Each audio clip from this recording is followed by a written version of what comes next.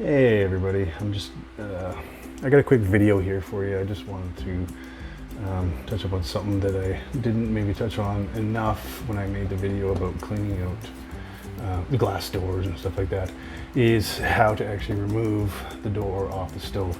Now every stove has its different ways. This is a GE model, so I will show you on these guys how to take them off.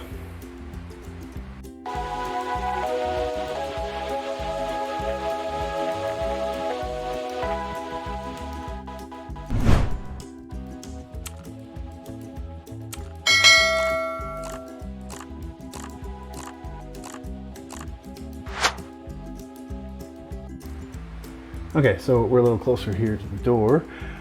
So I want to open it up, and there's these little tabs that can flip up just like that.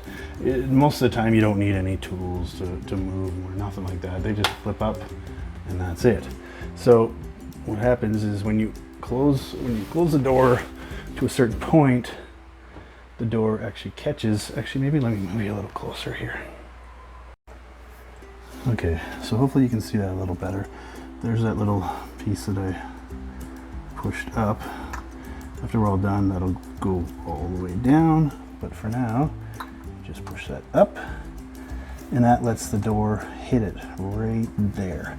So we bring the door up until it makes connection right there. And then, it's kind of tough to show this, but what we want to do is, once we touch that point there, we want to keep going, and that hinge will actually rock down inside the stove there. So you want to keep going, and you'll feel it start to give, and then it just pops right out. I've been doing this a long time. It seems fairly easy. I know it can be a pain. But you'll feel it. Okay, so I just wanted to show you this from a little bit further back. I know it's tough to tell what's actually happening here. So you keep moving the door as just like you're closing the door, and you'll feel that hinge rocking.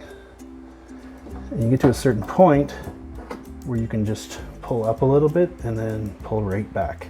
You're putting it in, put both sides in, and you'll feel it catch on there's a little ridge inside of there that's actually inside the oven wall.